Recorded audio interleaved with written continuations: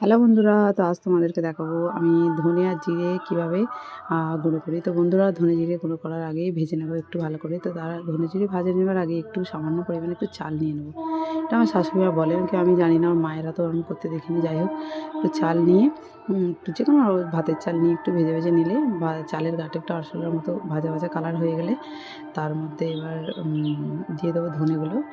ধনেগুলো দিয়ে নাড়তেই থাকবো, কারণ থেমে গেলে ধনেগুলো একটু কালচে কালচে হয়ে যাবে, তাহলে পুড়ে যাবে। তাই জন্য নেড়েই যাবো এপিঠ ওপিঠ করে ভালো করে একটুখানি।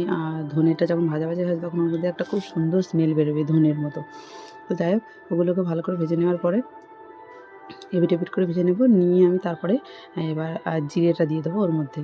ওটা ভেজে হয়ে আসার পরে জিরেটা দেবো। জিরেটা দিয়ে একসাথে মিক্সড করে এপিঠ ওপিঠ করে ভালো করে ভেজে নেব।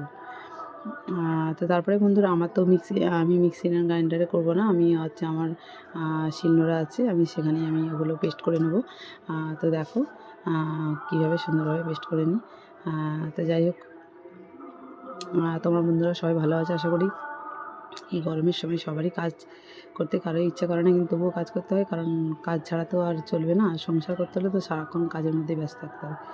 তো যাই হোক, জিরেগুলো দিয়ে দিয়েছিলাম, দিয়ে একটু নেড়ে ছেড়ে এরকম করে দেখো প্রায় ভাজা হয়ে গেছে। গরম গরম আছে, এই সময় গুঁড়ো করতে বেশি ভালো সুবিধা হবে। তো ততক্ষণ গুঁড়ো করবো, তখন এই মাছগুলোকে কড়াইয়ের মধ্যে দিয়ে দেবো। চিংড়ি মাছও আছে, পোনা মাছও আছে, এগুলোকে ভাজতে হবে।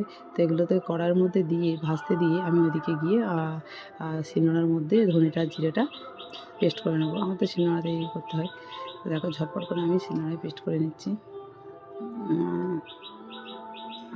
বেশ পাউডারটা ভালো করে পেস্ট করে নেব। তো বন্ধুরা, আজকে এই ভিডিওটাই তোমাদের কাছে আপলোড করলাম বন্ধুরা। তো দেখো কি সুন্দরভাবে ধনে জিরে এখনও একটু করতে হবে, এখনও মানে খসা খসা আছে। তারপর যাই হোক, করে ফেলেছি দ্বিতীয়বার। তো চলো বন্ধুরা, টাটা। এবার আমি মাছের ঝোল বানাবো।